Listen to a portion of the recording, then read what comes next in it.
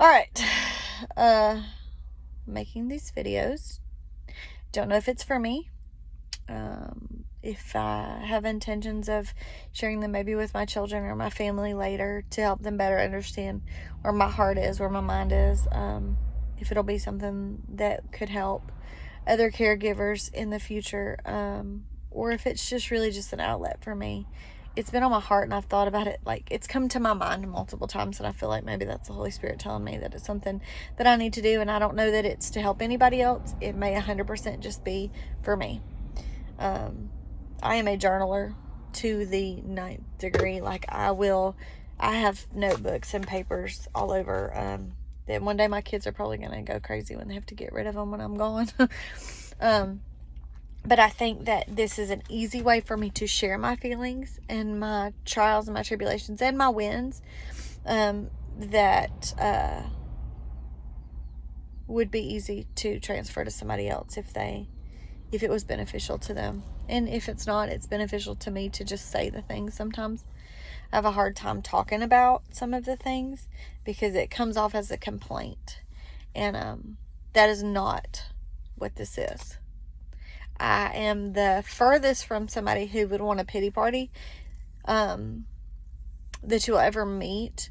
And so I struggle to say the things out loud because that is not the response that I want. But if it could be educational and if it could be therapeutic for me, to just talk about it, to, in my mind, whomever, and maybe nobody, depends on how it turns out. So I think that these videos will be a lot just to do with who I am as a person, my life and where it is right now, the things that I'm dealing with as a wife and a caregiver, because those things coincide for me, as a mama, as a minister, as a full-time corporate employee, just all the things. One of the big things I feel like, testimony-wise, and for, like I said, for therapeutic reasons for myself, that I feel like I'll talk about is my husband having HD.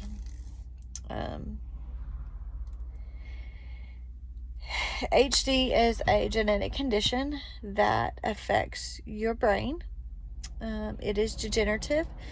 So if you carry these genes and are positive for Huntington's, it is a degenerative condition that worsens over time. Onset of symptoms in our family is 40s, mid to late 40s. My husband's symptoms got noticeably worse and started to affect our lives in his mid-40s. He was tested in 2013, 2 years after we were wed, and found out he was positive. He's the same CGC repeat, which means nothing if you don't understand about Huntington's, and you don't really have to. But there's a repeat of this Huntington's gene, and everybody has it. If you have a certain amount, you're either positive, you can be a carrier, you can be positive, or you can be negative for the condition. My husband inherited the genetic condition from his mother, who inherited it from her mother. There are 5 sisters and 1 brother in that out of that generation, and I'm pretty sure all are positive or have been positive. Testing for Huntington's is a genetic testing that wasn't around until the early mid 90s, but it's been around for all time. So Huntington's is a lot like, or is described as, if you took ALS, so the mobility issues from that, dementia, and Parkinson's, the chorea and movements that come from that, and combine them together, you would get HD. So if you've ever experienced anybody with any of those conditions, you kind of can see parts of what this condition deals with. That being said, every person that has HD, their symptoms are very different. My husband is not like his mother was. I would like to say she was, I want to say his symptoms are worse, but that could be multiple things. It could be because he's male. It could be because of the way he did not care for himself very well. He worked long, hard hours, had a very physical job most of his life. It could just be his DNA. Even though their CGC repeat is the exact same, they're not the same person. He has an uncle that passed in the 90s before I met him that had some symptoms that my husband always feared he would have. I think he is closer to the symptoms that his uncle had than where we saw his mom before she passed. She was still very, very sweet for the most part. She would get agitated with us. She was forgetful, the dementia side of things, but not the way that my husband is. She still communicated with us until she just kind of became nonverbal. She was able to answer you and usually have conversations. She might not always speak, but she would speak when spoken to. She would still actually initiate phone calls and want to check in and do the things. My husband is not that way. He does not initiate conversation right now. He does not engage really unless you engage him, and usually it's like a one word or one sentence answer. So her personality remained intact a little bit more than his has. Actually, a lot more than his has. But I know I got to visit a lot with one of his aunts that was in the nursing home since before we were wed, and she was nonverbal very early on, confined to like a jerry chair, like a wheelchair. In adult diapers, all the things. And so I saw that, which was kind of in a sense, a worst case scenario as far as like some of the sides of Huntington's. And then you see his mom, which she struggled. I mean, she struggled a lot.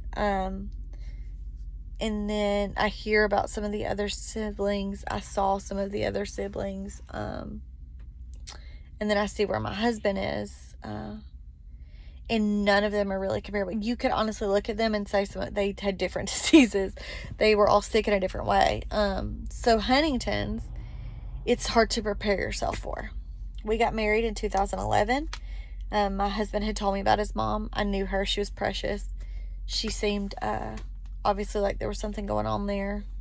It seemed like the onset of the beginnings of dementia. She had some mobility things, but she had 2 knee replacements, so that could be that, you know.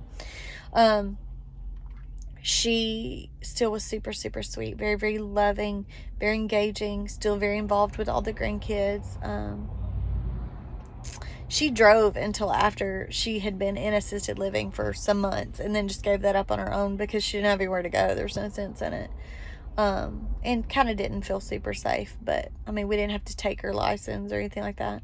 She went into assisted living mostly because after my father-in-law passed of cancer, she was alone, and my brother-in-law, one of my brother-in-laws lived local like we do to her. One was not. He was about 45 minutes away, and so like trying to take turns to make sure she was eating and taking her medicine and doing the things, it was difficult. We all were still full-time. The grandkids were helping the ones that lived local.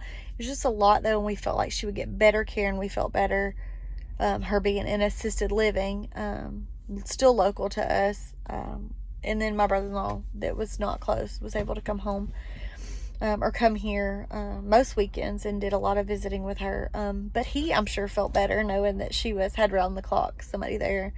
And I know we did. So that was something that the 3 brothers had to vote on, and as myself and my sister-in-laws supported that as their wives and what was best for our mother-in-law, and helped any way that we could. She was in assisted living for maybe 2 years. I don't know. And then she passed away in a nursing home in 2020 on Easter Sunday. That was right during COVID. I want to say she had been on lockdown in the nursing home, and so we had seen her. We had been able to visit with her, and then they're closer to the end. She had become nonverbal for the most part, and we were not able to go into the nursing home because of COVID and the lockdown on the nursing homes and things. So I think that also affected her greatly, because she didn't have that interaction with us. And it's not avoidable. I mean, it's nothing we could have done differently other than bring her home, and that wasn't feasible for anybody. Because at that point she had left the assisted living to go to the nursing home because she was falling a lot and was no longer eligible for like assisted living type situation. She needed to be in the nursing home. So she passed on Easter Sunday 2020. That was like a day where I will say my husband had come out of work 3 months earlier because of Huntington's. And I think I'll make another video of kind of about where he is and what that looks like, I guess. This I feel like is more just where I am and like leading up, lay some groundwork, a little bit of family history or whatnot. She passed that Easter Sunday, 2020. We had gotten a call like earlier in the week, or maybe 2 weeks. It's such a blur when you're dealing with somebody. When you're a caregiver, I think this could not just say as a caregiver if somebody's sick, but even as a mama with small children and things, or like a business owner or whatever. I don't know. Like I feel like time. I can say 2020, and that's over 3 years ago, and it feels like it was last week to me. It's hard to differentiate time and kind of what was going on in those moments. I still remember it vividly, but also it feels like it was last week. And then in other scenarios I can talk about it, and it feels like it was forever ago. So it's kind of hard, I guess. Things kind of become a blur. But so she we had noticed she was not eating. They had kind of called us in and told us that she was in the end stages. She was actively dying is what they call it, which is terrible and disgusting to say.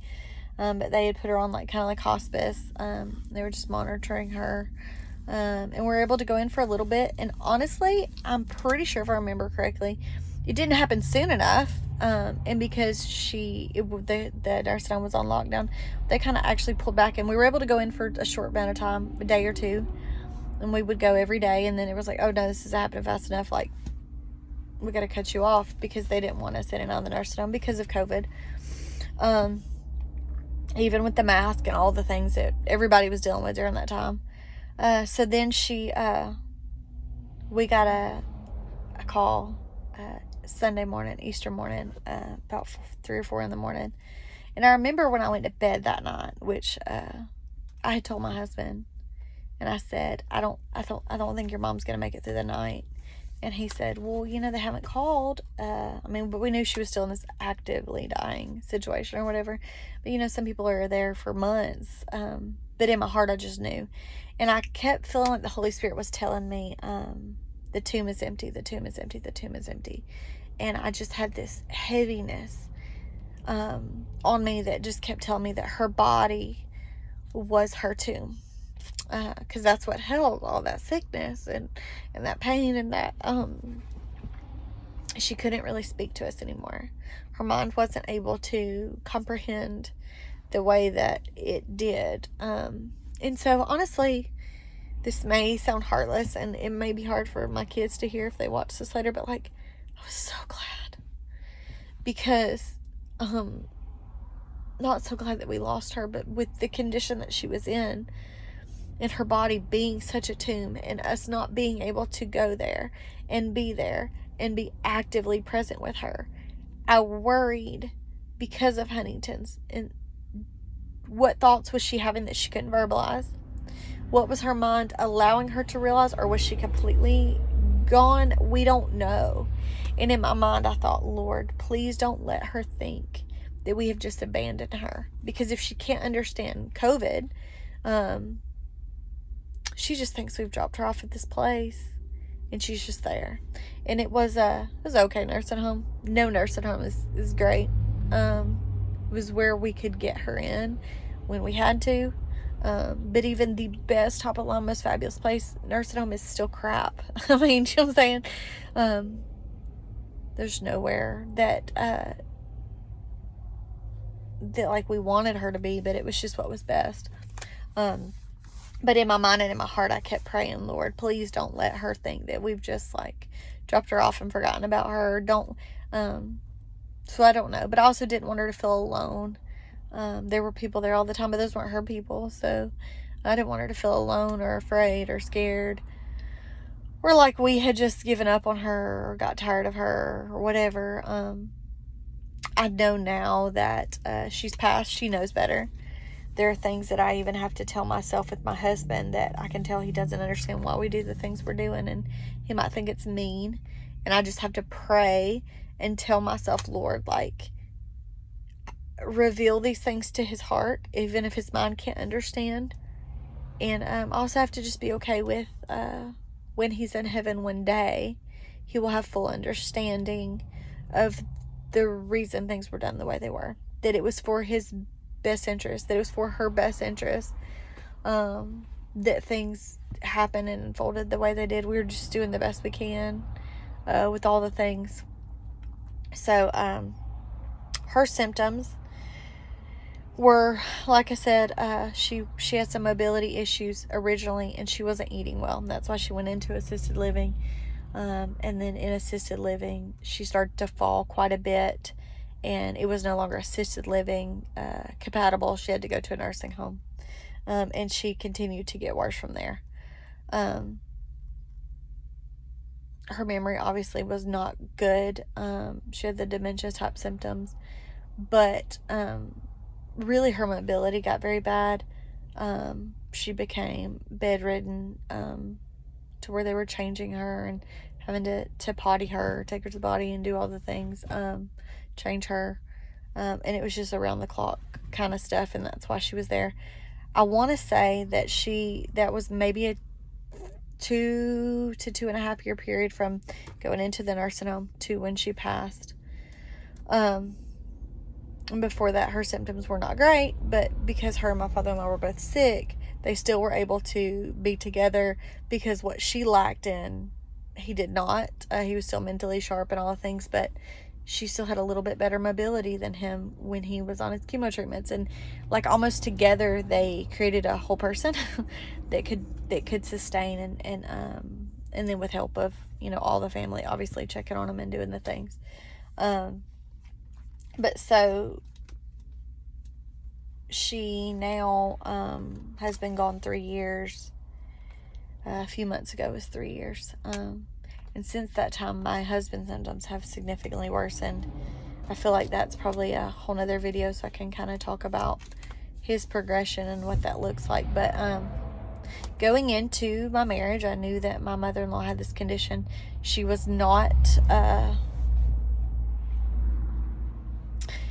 anything that was like scary to me. I did see, in my mind, I saw more mobility stuff from her than I did personality changes. There at the end, she would get a little more angry and say things that like were out of character for her, but she was not mean most of the time. She might get agitated a little bit, and that was like nursing home or even like assisted living. But before that time, those last few years, to where she was really on her decline, she was still super, super sweet, very loving, still checked on you every day, would call probably all of us. She would lots of times call me instead of my husband because he worked third shift, but I'm pretty sure she still called all her boys, called me and my sister-in-laws frequently to check in on the kids, to do the things, still came to the events, still was a presence that was very much around, and still had lots of personality, still was very, very engaged. So in my mind, as I watched her decline, and I knew that my vows were for better or worse, in sickness and in health, in my mind, that sickness for my husband would be a lot like what she was like. And I was like, okay, well, if I have to physically help you, if I have to change your diaper, like, sign me up, man, like, you're my person. And I still feel like that. But I will say, and like I said, I'll probably save it for another video. My husband's symptoms are not really what I prepared for. But you can't prepare, because I think I mentioned, like, out of all her siblings, they were all very different. They were all totally different. They all had different struggles, and that may be their own personal genetics, their own DNA, their own, like, life, like what they did for their job, how well they took care of themselves, how much sleep they got, how much, you know, I don't know. It's weird. So, that is kind of where we are. That's kind of like the preface or the groundwork for what I think that I need to talk about in these. I'm sure I'll reference her and probably bring up more family history and more things throughout, but that's kind of where we are. I have 2 biological children and 3 step boys. So I'm a mama. I am in ministry with my husband. I work a full-time job. My husband has this condition that I kind of talked about, inherited from his sweet mama, that I kind of gave you all her details. And so I rambled a whole lot, I'm sure, but I don't know how to do just a random video without laying the groundwork. So there's some groundwork for you, for me, whatever that looks like. I love you. If somebody is listening to this, thank you for letting me vent just a little bit and talk about my life and where we are. And I guess I will make another video at another time.